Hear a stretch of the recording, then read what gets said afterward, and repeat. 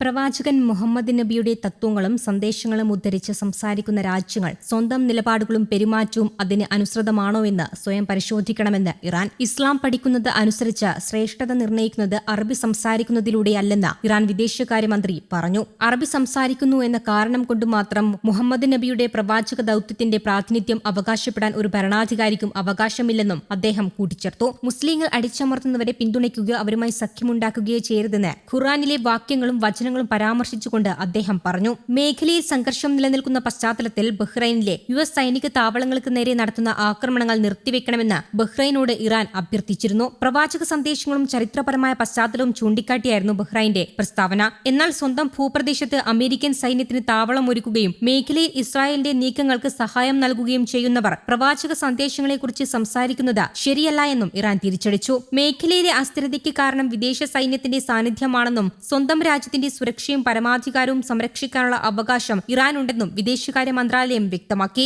വിദേശ ശക്തികൾക്ക് പിന്തുണ നൽകുന്ന നിലപാടുകൾ അയൽരാജ്യങ്ങൾ അവസാനിപ്പിക്കണമെന്നും അദ്ദേഹം ആവശ്യപ്പെട്ടു. ഇറാൻ നടത്തുന്ന പ്രതിരോധ നടപടികൾ സ്വന്തം പരമാധികാരവും ദേശീയ സുരക്ഷയും സംരക്ഷിക്കുന്നതിനാണ്. പ്രവാചക സന്ദേശങ്ങൾ ദുരുപയോഗം ചെയ്ത ഇറാന്റെ പ്രതിരോധ അവകാശങ്ങളെ ചോദ്യം ചെയ്യാൻ ആർക്കും അധികാരമില്ലെന്നും അദ്ദേഹം പറഞ്ഞു. കഴിഞ്ഞ ദിവസം ബഹ്റൈന് നേരെ ഇറാൻ നടത്തിയ മിസൈൽ ഡ്രോൺ ആക്രമണങ്ങൾ ബഹ്റൈൻ പ്രതിരോധ സേന വിജയകരമായി പ്രതിരോധിച്ചു. രാജ്യത്തെ ലക്ഷ്യമാക്കി വന്ന നിരവധി വ്യോമാക്രമണങ്ങളെ ബഹ്റൈന്റെ പ്രതിരോധ സംവിധാനങ്ങൾ തകർത്തെന്ന് BDF ജനറൽ കമാൻഡ് അറിയിച്ചു. സാധാരണക്കാരെയും സ്വകാര്യ സ്വത്തുകളെയും ലക്ഷ്യം വെച്ച് ഇറാൻ നടത്തുന്ന ഇത്തരം ആക്രമണങ്ങൾ അന്താരാഷ്ട്ര മനുഷ്യാവകാശ നിയമങ്ങളുടെ ലംഘനമാണെന്ന് പ്രതിരോധ സേന പ്രസ്താവനയിൽ വ്യക്തമാക്കി. രാജ്യത്തെ സംരക്ഷിക്കാൻ എല്ലാ സൈനിക വിഭാഗങ്ങളും പൂർണ്ണ സജ്ജമാണെന്നും BDF അറിയിച്ചു. ആക്രമണത്തിന്റെ ഭാഗമായി എവിടെയെങ്കിലും അവശിഷ്ടങ്ങളോ സംശയാസ്പദമായ വസ്തുക്കളോ കാണുകയാണെങ്കിൽ അവയിൽ തൊടുകയോ അടുക്കുകയോ ചെയ്യരുതെന്ന് അധികൃതർ മുന്നറിയിപ്പ് നൽകി. ഇത്തരം വസ്തുക്കൾ സുരക്ഷിതമായി നീക്കം ചെയ്യുന്നതിനായി റോയൽ ഫീൽഡ് എഞ്ചിനീയറിംഗ് യൂണിറ്റ് സജ്ജമാണെന്നും ജനങ്ങൾ ജാഗ്രത പാലിക്കണമെന്നും നിർദ്ദേശമുണ്ട്. ബഹ്റൈൻ, ജോർദാൻ രാജ്യങ്ങൾക്കു നേരെ ഇറാൻ നടത്തിയ ആക്രമണങ്ങളെ കുവൈറ്റ് ശക്തമായി അപലപിച്ചു.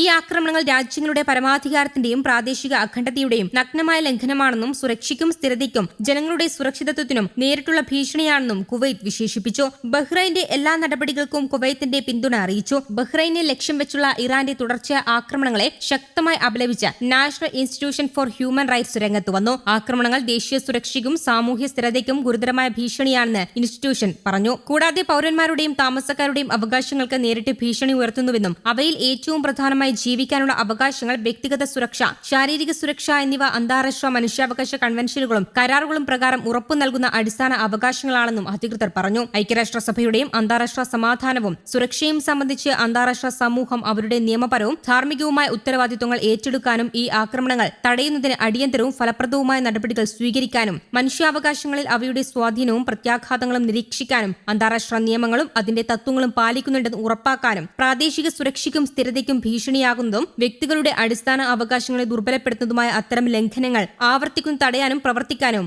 NIHR ആവശ്യപ്പെട്ടു. News desk, Kerala Kaumudi.